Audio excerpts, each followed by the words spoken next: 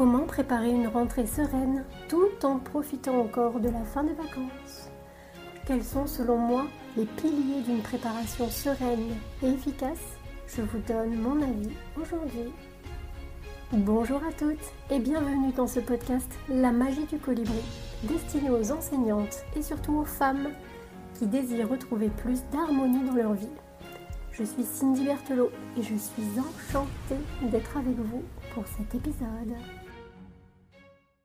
Des rentrées de classe, j'en ai vécu plus d'une dizaine. Jamais plus de 3 fois sur le même niveau, donc je ne me suis jamais vraiment reposée sur mes acquis. Et en plus, j'avais la fâcheuse habitude de tout recommencer, quasiment chaque année. Très honnêtement, on peut dire que j'ai été 3 types de personnes pendant toutes ces années, que ce soit à la période de rentrée scolaire ou pendant l'année scolaire. Tout d'abord, celle qui passait sa vie avec la tête sous l'eau, une vraie apnéiste, débordée tout le temps, avec 1000 choses à faire et qui finissait par tout faire à l'arrache au dernier moment. Dégoûtée, alors que j'avais 1 million d'idées en tête. Et souvent déçue et frustrée, stressée, je me plaignais beaucoup et tout tournait autour de ma classe. Ensuite, j'ai été la mère sacrificielle. Celle qui en faisait des tonnes à l'école et à la maison, qui donnait tellement qu'il ne lui restait plus rien. Et en plus, celle qui manquait cruellement de reconnaissance, frustrée et pleine de rancœur, parce que quand même, avec tout ce que je fais pour vous, bref, c'était des moments pas très agréables où je pensais que plus j'en faisais, plus je serais aimée, plus je serais reconnue et plus je serais une femme, une mère, une enseignante de haut niveau.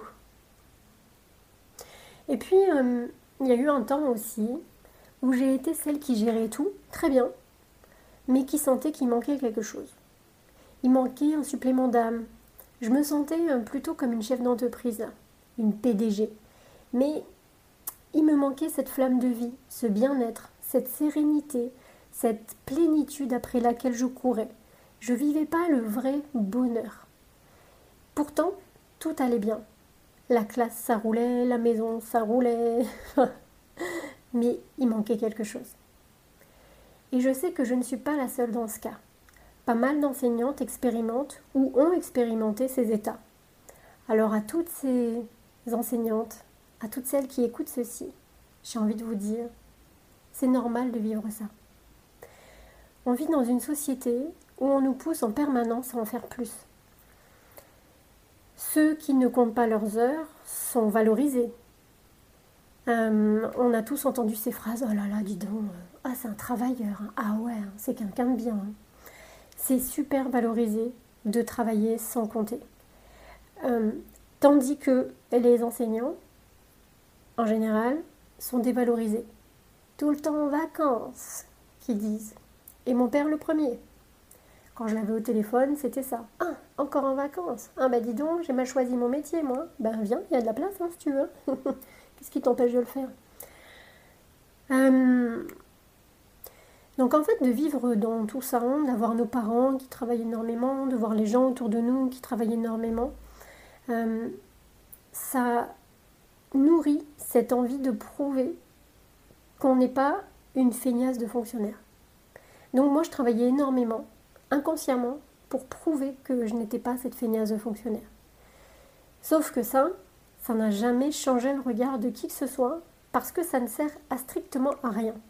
Plus on essaye de prouver quelque chose à quelqu'un, plus finalement on leur donne raison. Et plus on se met une pression inutile. J'ai eu au cours de toutes ces années-là plusieurs déclics, et je me suis d'abord servi de ma passion pour la lecture pour me documenter. Il y avait bien une autre façon de faire. Donc j'ai commencé à lire des livres sur la gestion du temps, sur l'optimisation. Je sentais qu'il y avait vraiment un monde à découvrir là-dedans. Et puis quand j'ai mis en place mes premiers vrais outils de gestion, d'organisation, j'ai clairement senti un poids quitter mes épaules. Je respirais tellement mieux. Et puis ces outils, je les ai partagés. Et j'ai vu comment ça pouvait changer des vies. J'ai commencé à accompagner les copines et la famille avant d'en faire un vrai métier. La famille et les amis, ce sont les meilleurs cobayes. Mais c'était pas encore parfait. La charge mentale d'une enseignante, elle est beaucoup plus élevée, elle est beaucoup plus forte que celle de quelqu'un qui travaille dans un bureau. J'ai vécu les deux, donc je sais de quoi je parle. Ce n'est pas un combat de souffrance, il n'y a pas oui mais moi c'est plus dur que toi et moi c'est et oui mais moi j'ai déjà vu ça tellement de fois, c'est vraiment quelque chose qui est complètement inutile. Là il y a juste un fait. Le fait est que la charge mentale des enseignantes est supérieure à celle des autres femmes. Pourquoi? Parce que déjà elles se tapent leurs heures de classe dans le bruit, dans l'hypersollicitation. Il faut assumer les corrections, les réunions. Mais ce qui se passe, c'est qu'en rentrant chez soi, il y a encore des heures de boulot en plus de la vie de femme et de maman. Et j'ai vraiment vécu ça. Quand on ferme la porte de son bureau, on ne ramène pas son boulot à la maison. Même s'il nous reste des choses en tête à faire demain, ça se fait demain. Alors que là, il faut assumer sa vie de famille et il faut continuer à bosser derrière. Et honnêtement, les vacances, c'est bien, mais ça ne compense pas tout.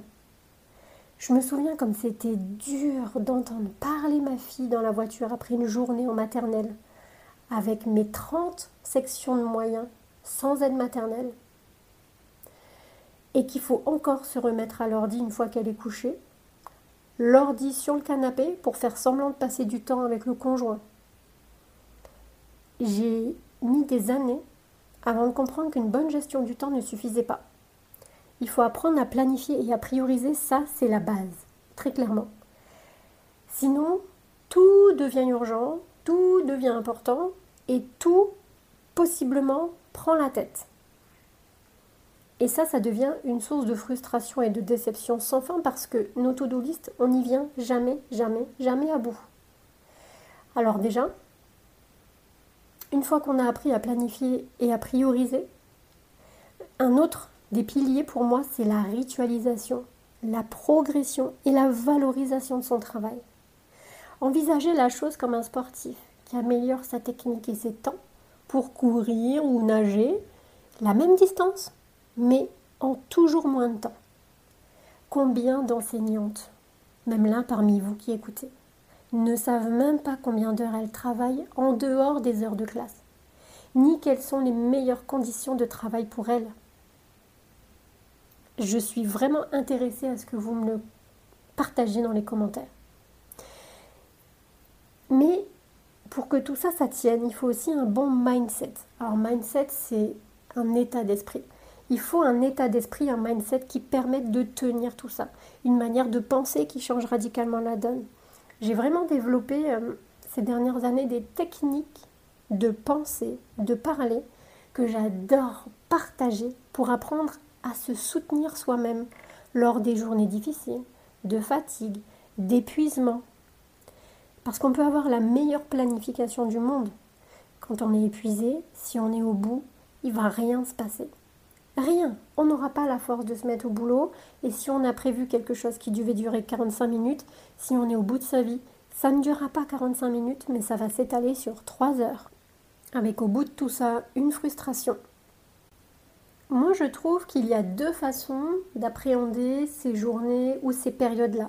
Les journées qui sont chargées, les journées où on se lève, on n'a pas bien dormi, les journées où on sait que ça va être difficile, les périodes où ça va être difficile. Il y a deux façons d'appréhender ces moments-là.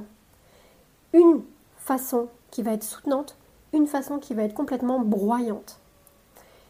Je me souviens d'avoir partagé dans un de mes groupes privés un audio pour expliquer comment je gérais mes pensées, mon langage interne, lors de ces journées ou de ces périodes qui sont challengeantes.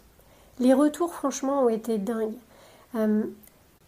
J'ai reçu à la suite de ça plein de messages pour me remercier d'avoir partagé ces techniques qui, pour moi, sont tellement simples, tellement devenues évidentes, que je me suis rendu compte que ça, je ne le connaissais pas avant, je ne le mettais pas du tout en place.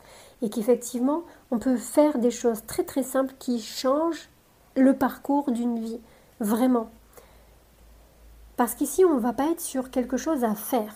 Ce n'est pas une façon de faire qui est différente, c'est totalement une façon de penser qui peut transformer une journée, une semaine, un mois, une période. Cette façon de penser, elle va procurer une sensation de victoire après une journée satisfaisante malgré la fatigue. Et ça, ce sont mes plus belles victoires. Parce que changer les mots change tellement de choses chaque jour. J'ai vu recevoir tous ces messages de Cindy, mais c'est dingue, j'ai appliqué ta technique, mais c'était génial, ça a transformé ma journée, je suis tellement fière de moi, j'ai réussi à faire ci, j'ai réussi à faire ça. Il est 20h, je rentre chez moi, je suis épuisée, mais je suis tellement heureuse de tout ce que j'ai pu faire. Mais ça, mais c'est ma vie de me dire, mais voilà, en partageant des choses qui sont pourtant simples, mais que tout le monde peut mettre en place, mais ça peut changer la vie de tellement, tellement, tellement de gens. Et ça, c'est un truc que j'adore, c'est transformer tout ce qui peut être lourd en quelque chose de plus léger, juste en changeant les mots. Je vais vous donner un exemple, par exemple, une journée où on est complètement crevé. Eh bien, il suffit de transformer « Oh, je suis tellement fatiguée, j'en peux plus » en une phrase qui ressemble à « Oh là là, ça va être tellement bon de me coucher ce soir, comme ça va être bon de me reposer. J'ai tellement hâte. » Je ne sais pas si vous arrivez à sentir l'énergie différente. Ce qui se dégage. Il y en a une où en fait je vais accentuer ma fatigue en appuyant dessus. Je vais vraiment mettre l'accent dessus sur le fait que je suis épuisée. Et une autre où je reconnais que je suis fatiguée. Mais je pense au bonheur que ça va être d'aller me coucher. Et en fait, il y en a une sur laquelle j'appuie sur ma douleur, sur ma fatigue. Il y en a une autre où je me focalise sur à quel point ça va être bon de me reposer. Parce qu'à un moment donné dans ma vie, je vais me reposer. Donc en fait, je change juste mon regard. Je regarde mon état de fatigue ou je regarde comme ça va être bon de me reposer. Ça change tout. Il y a aussi, quand on est dans sa journée, là, qu'on est fatigué, qu'on est épuisé, il y a genre, il est seulement 14h30. Et ça, on peut le transformer. Ah, chouette, déjà 1 heure de passé, plus que 2 et c'est fini. Et en fait, on passe d'un état de frustration à un état d'excitation. Et ça vient réellement changer des choses dans le corps. Au niveau du cerveau, au niveau des hormones qui vont être produites, ce n'est absolument pas la même chose. Donc, ça fait vraiment partie des choses pour moi qui sont essentielles et que j'adore enseigner. Donc en fait, si je récapitule, pour moi, les piliers d'une bonne gestion du temps ou d'une harmonisation plutôt de la vie pro, de la vie perso, ça va commencer par une bonne planification et une bonne priorisation des tâches. Ça, honnêtement, je trouve que ça devrait être enseigné en formation initiale. Ça améliorerait la santé mentale des enseignants et ça rendrait aussi la vie des élèves plus belle. Parce que quand même, quand on a un enseignant devant nous qui est mieux organisé, qui est mieux reposé, qui bosse moins, forcément, en classe, ça se passe mieux. On a quelqu'un qui est plus disponible, qui est plus à l'écoute, qui va mieux gérer ses émotions. Bref, je ne vais pas partir là-dedans parce que je peux y passer 4 heures. Donc la planification, la priorisation des tâches. Une chose qui est importante aussi, c'est une bonne mise en lumière de ses exploits, de ses progrès, parce que c'est extrêmement important pour nourrir sa satisfaction et son estime de soi, au lieu de ne voir que ce qu'on n'a pas fait et de nourrir de la frustration, de la déception. Il est temps de remettre de la fierté dans ce métier qui est dénigré et qui pourtant est essentiel à la société. Et moi je pense que avant que la société se réveille et se rappelle à quel point ce métier est important, la base, c'est que ce soit aux enseignants de se redresser, de relever la tête et de dire attends, moi ce que je fais ça compte, moi ce que je fais c'est important. Que j'ai X semaines de vacances par an ou pas. C'est aux enseignants de relever la tête et de eux être fiers de ce qu'ils font, parce qu'on va les regarder différemment déjà. Et le troisième pilier pour moi, c'est un bon mindset, parce que c'est essentiel pour gérer la fatigue et gérer aussi la motivation, pour trouver sa façon de se soutenir sans rien attendre de personne et être sa plus grande supportrice. Donc tout ça, je pourrais en parler pendant des heures. Mais déjà, je trouve que ce sont 3 piliers fondamentaux. Il y a aussi une chose importante qui est d'apprendre à se connaître, comprendre ses mécanismes pour lutter contre la procrastination. Parce que ce qui va fonctionner pour Martine, ça ne va pas fonctionner pour Huguette. Et c'est normal. Il est important de tester des choses pour ajuster à sa propre manière, comme une recette qu'on va adapter. Donc ici, je pense que je pourrais aller un peu plus loin encore la semaine prochaine et vous en parler un peu plus profondément. Mais j'aimerais savoir en fait, vous, parmi tout ce que je viens de partager, qu'est-ce que vous mettez déjà en place pour vous soutenir dans vos préparations, que ce soit la période de rentrée ou pas. Comment vous vous soutenez? Comment vous vous motivez? Quels sont vos points forts? Est-ce que vous avez déjà un bon mindset? Est-ce que vous avez une bonne organisation? Est-ce que vous savez prioriser? Est-ce que vous savez vous soutenir? Est-ce que vous savez vous encourager?